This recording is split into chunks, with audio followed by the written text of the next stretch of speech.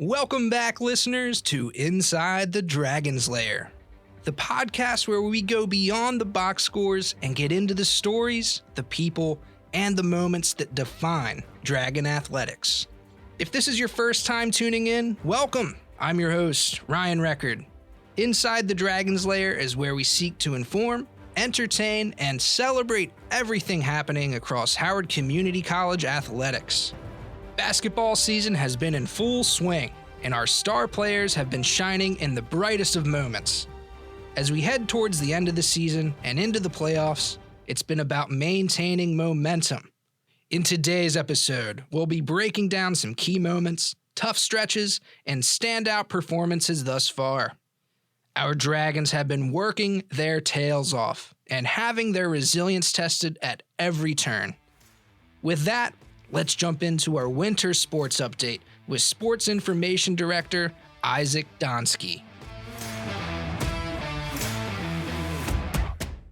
Well, thanks, Ryan, and welcome back, everybody, to the Sports Update. This is Isaac Donsky, a.k.a. the big man on the mic, ready to bring you an update about what's been going on with the basketball seasons this year. And this has been a very interesting year for HCC basketball. For those who don't know, we have three basketball teams, men's, women's, and JV. And I'm going to start with our JV program. They're entering their second year of existence. Last year, their first year was a rough one. The team only won a single game, but it was a double overtime thriller, so we have that going for us. Heading into this season, the team would feature a new coaching staff. Jamal Wise, the former head coach of Montgomery College's varsity team, came in, paired with longtime HCC assistant coach Sebastian Marich. They planned to put together a solid squad, and if I'm being honest, this team would beat the brakes off of last year's JV team. Now, it's been a difficult season for JV. I won't sugarcoat it. They've had to cancel their games or cancel their programs this year, so JV has only played 7 games, and they have a 1-6 record so far. But they've been fighting hard in all of their contests. They opened the season against Monroe University, where they set a new record for three-pointers made in a single game. Wasn't enough to take down Monroe, but we were trending in the right direction. In their second game against Albright College, Noah Mercer, the team's deadly three-point shooting guard, dropped 26 points to set a new JV record. Unfortunately, that wasn't enough to take down Albright. They were another tough program. The team then headed up to New York to kick off the new year with the Monroe Mixer Tournament, taking on Monroe University once again, where the team came back from a late deficit but wasn't able to get the job done, so they were swept by Monroe, and that, of course, is starting to build a pretty nice rivalry with the Mustangs. I don't know if we'll be playing them next year as Monroe transitions to a 4-year academy, but I would love to continue playing their JV squad. They then played Touro University, which is a Jewish school located in New York. That one, unfortunately, fell in a buzzer-beating loss, and they came back home against Bryant Stratton. Turnover troubles doomed them in that game, but then the big change came. The Dragons called upon several players from the varsity team that haven't been playing this year, Zion Dixon and Tajir Webster. And in his second game, Zion Dixon broke the single game scoring record, not just for JV, but all of men's basketball at HCC, dropping 35 points as the Dragons took down Patrick Henry College for their first win of the season. They would lose in the rematch a couple weeks later, and they have one more game scheduled this season at Washington Adventist to close out the year. Unfortunately, because of all of the issues with scheduling, the Dragons will only play 8 games this year, but they're hoping to get one more win so that they can say that this is the best team in program history to this point. Although it is a very short program history, they're trending towards that. Now, our women's basketball team has had an interesting season. They currently sit at 13-13. It's been a bit of an inconsistent year for women's basketball. Last time we talked about the Hoop Year Get There Classic, they kicked off the season smart. They beat Tidewater Community College and Richard Bland College to knock off the season, then annihilated Baltimore City by 50 points to win their third straight game. But then trouble started with their first big road trip of the season. The Dragons traveled to Lewisburg, North Carolina for the Lewisburg Tip-Off Classic, where they would fall both to Lewisburg College and Wake Technical Community College. They then headed to Montgomery College for the Montgomery Invitational and fell to Raritan Valley, but were able to rebound with a big win at Delaware Tech thanks to a last-second shot by Hannah Chambers, one of the veteran sophomores coming back to this team. The team then picked things up once region play started, taking care of business against Anne Arundel Community College in an 87-36 lopsided blowout win. They then won a tough one at home against Frederick Community College. Frederick outscored them by 20 points in the fourth quarter, and the Dragons held on and won that 65-50. Then came the first real test of the season. Number 17, Bryant and Stratton College, one of several ranked teams the Dragons would face. This one didn't go according to plan. The Dragons led early, but ultimately fell 81-45. That was the number 17 team in the country. It was a tough one. The Dragons would bounce back because the very next game against Hagerstown, the final home game of the fall semester, was an instant classic. Dragons and Hawks were back and forth much of the game. Hagerstown was coming in with the best defensive player in all of Region 20, Andrea Elder, who was averaging 10 blocks a game. Dragons held her in check, but late in the contest, it was clear that they were going to need a miracle, and with less than a second left, Jolie Hamilton hit a buzzer beater to tie the game and send it to overtime, where the Dragons pulled away and won 73-67. Unfortunately for Howard, Region 20 play continued with a couple of losses against Chesapeake and Potomac State. That Potomac State loss did hurt because that was one of the teams that had beaten the Dragons in last year's playoffs, and Howard really wanted to get back at them.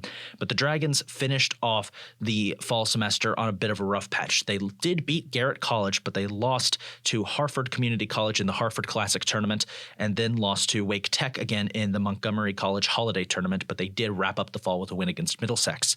So far, the spring semester for the Dragons has been a mixed bag. They opened it up with a win against Delaware Tech and a big win on field trip day against PG, but lost over in Newark to Essex County. They were able to beat Cecil College, which is a team they've been battling for a playoff position, but the last couple of games were rough. A 4-game losing streak for the Dragons saw them lose to Harford Community College by just 4 points. Then there was the dreaded game against number 8, a CCBC Essex, who beat them 85-53 in a game that got kind of chippy towards the end. Then there was the loss in overtime to Southern Maryland due to both teams failing to hit a shot in the final 4 minutes. That was a great defensive game, and it showed. And then, despite a bad first quarter, the Dragons almost came back and beat Beaver County, one of the big surprises this year, but weren't able to get it done. They finally broke their losing streak last weekend against Westmoreland County College, beating them 85-32. So far, the Dragons are currently the number 6 seed, according to the rankings for the Region 20 playoffs, so they would have to go on the road, but there still is a chance that if they win their final 2 Region 20 games, they could snag a top 4 seed and host a playoff game. And considering what a roller coaster ride this season has been, they would love to end the year that way. Now, at the start of the season, when we last talked about men's basketball, the Dragons had gotten off to a bit of a rough start to the season. Howard won their first 3 games fairly easily against Tidewater, Mercer County, and Baltimore City, but then things got rough. The Dragons lost both games in the Murph Shapiro Classic Tournament up in Rochester, New York to Jamestown and Monroe Community College, and then they lost both of their games in the Cecil Mixer Tournament to Raritan Valley and the County College of Morris. To make things even more complicated, star guard Sincere Barfield suffered a wrist injury in the lost Raritan Valley and would be out for a couple of games. Injuries have been a big storyline this season for the Dragons, with several key players missing a lot of games. Guys like Jasper Hanna, Tajir Webster, and Sincere Barfield have been absent due to injuries, which has hurt the Dragons. But the fact is, Howard is still fighting hard. After that 4-game losing streak, which was the longest the Dragons had had under head coach Mike Smelkinson's tenure, Howard began to bounce back. They got a big win over Anne Arundel Community College. They won at Frederick against a tough Frederick team that was knocking off big-time Region 20 teams left and right. And then they took down CCBC Dundalk, who's currently ranked in the top 25. That was a huge statement win. They bullied Division I Hagerstown. Unfortunately, they did run into a bit of a stretch when they faced off against some teams that they had played in the playoffs last year. They lost to Chesapeake in a rematch of last year's Region 20 title game. They lost to Potomac State after overcoming a 19-point deficit to make it a close game. They rebounded with a blowout win over Garrett, but then lost to a surprising Brighton Stratton team in the Montgomery College Holiday Tournament, which kind of came out of nowhere. They were able to wrap up the fall semester with a big win against Middlesex County. Heading into the spring, there was some concern that the Dragons' inconsistency was going to continue, but so far in the spring, Howard has been lights out. They demolished Delaware Tech 82-59 on opening day for the spring semester. They upset PG, the top team in Region 20, giving them their only loss of the season so far in region play on field trip day in front of nearly 800 screaming 5th graders. That was awesome to experience. The Dragons have been struggling to win on the road. Didn't matter against Essex County up in Newark. They took care of business in that game. They upset Cecil College, one of the big teams in Region 20. They did suffer a lopsided loss to Harford, but they're a Division I school, so that doesn't really matter in the grand scheme of things outside of bragging rights. But since that loss, it's been lights out. The Dragons took care care of business against Southern Maryland in a must-win game, getting easily their biggest win of the season. They took care of business against Beaver County and Westmoreland in 2 games that were close in the first half, but in the second half, the Dragons just blew them out of the water. And thanks to some losses by some of the teams that beat Howard earlier in the season, like Chesapeake and Potomac State, the Dragons are currently sitting as the number 2 seed. If PG loses another game, which could happen because they still have 4 very tough opponents coming up, the Dragons could be in the catbird seat to get the number 1 seed for the Region 20 playoffs. Despite the inconsistent start to the season, despite the injuries they suffered early on, and despite all that's happened this year, Howard could potentially get the number 1 seed for the Region 20 playoffs. They've got 4 more games to go. They just have to win out against their Division II opponents, Montgomery and CCBC Catonsville. And I implore you fans, come out to that Montgomery game. That's the final home game of the season. And if you can make it, go to CCBC Catonsville. That's the big rivalry game in Region 20. Catonsville and Howard do not like each other. These are 2 programs that are only 20 minutes apart. They are the closest schools to each other in all of Region 20, and they always meet with playoff implications. With that being said, this is Isaac Donsky, the big man on the mic, wrapping up the recap. Next time, we'll be talking about the start of spring sports, and hopefully we'll be able to see what happened to basketball to wrap up the season. I'm going to throw it back to Ryan for our next interview. As always, thank you for the breakdown, Isaac. Dragon Athletics isn't just built by players and coaches. It's built by the people who show up every day behind the scenes. One of those people has built a legacy which spans multiple generations. This brings us to a very special spotlight today, as we are honored to be joined by our athletics and fitness office manager, who is retiring after over 40 years of service at Howard Community College when this spring semester concludes. Mary Kay, thank you so much for joining us today. We are very glad to have you, and also thank you for everything you have given this program. Joining me is Mary Kay Casciaro, and I am the athletic department office manager. And I understand you've been the office manager for quite some time. Yes, I have. It'll be 41 years this Friday, actually. Wow. Not many people can say they've had a job for over 40 years, so clearly you're passionate about the work you do. I definitely am. Well, it's a pleasure to have you here, Mary Kay. It's good to be here. Tell us what your role as the Athletics and Fitness Center office manager is all about. So in general, my overall role is to provide administrative support to our staff and coaches. Much of my work takes place behind the scenes, obviously. I believe in collaboration with members of our staff. I love problem solving. Through the years, I have to say my number 1 priority has always been to ensure that I'm providing the most excellent customer service to my coworkers, to the staff, coaches, student athletes, and stakeholders. As far as day-to-day duties, very quickly, I may go from ordering team apparel and equipment, overseeing budgets, contract renewals, event planning and hospitality. Sometimes it's being a mom, being a confidant. Yeah, I mean, you definitely oversee a lot of different facets that often get overlooked, and that's why I thought you'd be a great interview subject, because you've seen how the school has evolved over its lifetime. And if you could take us back to day 1, when you first walked through the doors of HCC, did you imagine that this place would become your life's work? No, I never imagined that HCC would become such a huge part of my life. I was a single mom with 2 young children, and I'm sure at the time I was just happy to have a full-time job. I do want to mention that actually, so this, like I said, this Friday, it'll be 41 years. When I first started working at the college, I was originally hired for a position in admissions. So I worked there for a little over a year. And about a year after being in that role, the position of secretary became available in the main office of the PE facility, which is what they called the building at that time. So I applied, I got the job. I became very proficient using a typewriter. That's pretty much all I used. You know, as those early years went by, there were constant changes taking place in the athletic department, which would usually require some readjustments on my part. But it was exciting, and I just grew to love it, and it became my life's work.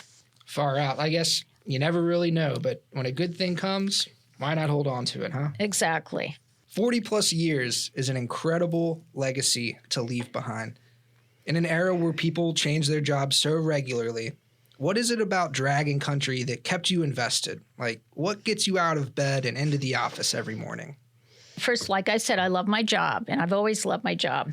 Being at Howard Community College, I've always felt cared for, respected, and I know that my contributions to our department have had an impact over the years, and that's a really good feeling. The excellent benefits, obviously, the learning opportunities, meeting students, staff, and community members from all walks of life, from around the world, friendships, relationships I've formed. I have to say, I'm not a sports person, but there is something exciting and special about working in athletics. I have always felt so much pride watching our student athletes perform. It's always such a good feeling to see many of them move on to four-year schools to continue their academic and athletic careers. I love when they'll come in years later and update us on their lives, share photos of their kids. It's very rewarding. Oh, and what gets me out of bed in the morning? For me, it's the anticipation of what is going to happen today. We never know, and I guess I thrive on that. Athletics can be very chaotic, but in a good way. Right on. Cup of coffee gets me out of bed in the morning, so I'm glad you thrive in the chaos, in the heat of the fire. I do. So if you could share a moment or story from your career that you'll remember for the rest of your life, what would that be? So obviously I have so many stories and there were so many moments, but the one moment that is still very clear to me was the morning of 9/11. And once we realized what was happening, we had one small TV monitor hanging up in the corner of the lobby.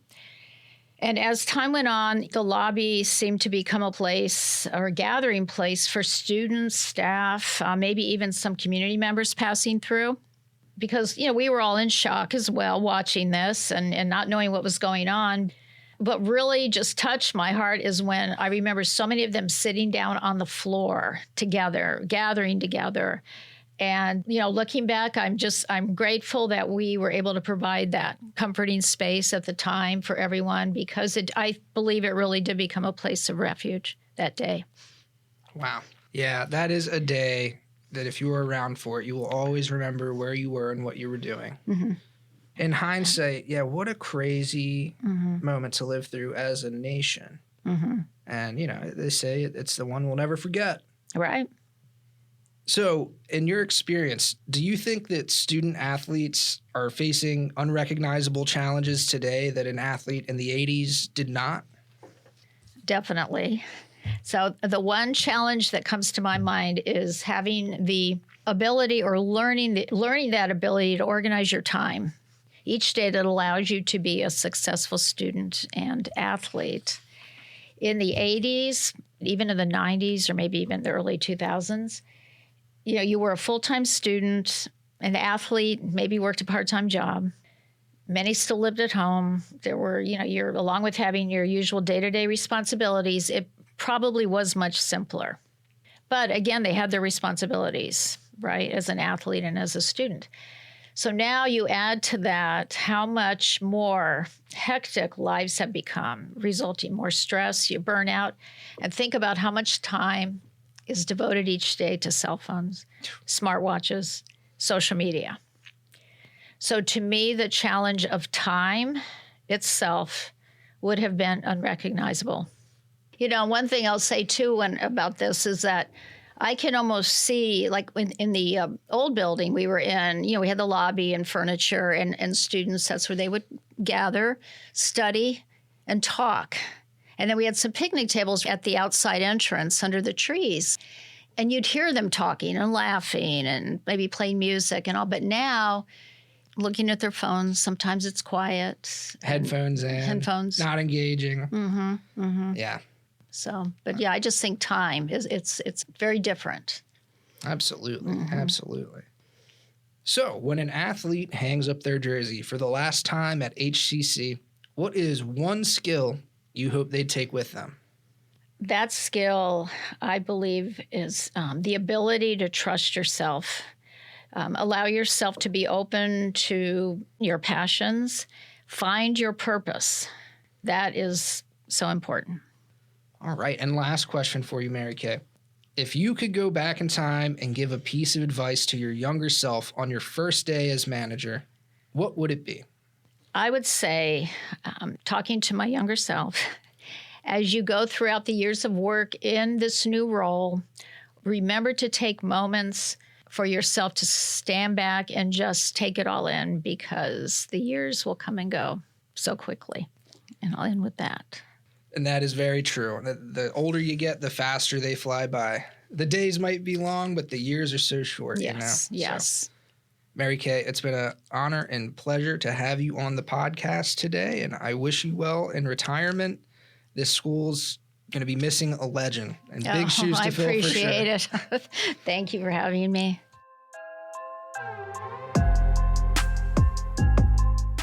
Congratulations on a remarkable career. Your impact on Dragon Athletics will last long after you're gone, and we wish you a very happy, healthy, and well-earned retirement. And that brings us to the end of our winter recap. Although it was brief, today we reflected on a season defined by momentum, hearing from one of the people who has helped shape Dragon Athletics for decades. As winter sports wrap up and postseason play approaches, it's clear that this moment is more than rankings or records. It's about preparation, resilience, and community. Our goal every episode remains the same: to inform, entertain, and celebrate the athletes, coaches, and behind-the-scenes stories that make HCC Athletics special. If you enjoyed this episode, be sure to subscribe, share, and stay connected. You can find Inside the Dragon's Lair on Spotify, Apple Podcasts, YouTube, Podbean, wherever you get your podcasts. Just search Dragon Podcasts. And don't forget to follow HCC Athletics and Dragon Podcasts on social media for game updates, interviews, and behind-the-scenes coverage all season long. Thank you for tuning in. We'll see you next time right here, Inside the Dragon's Lair.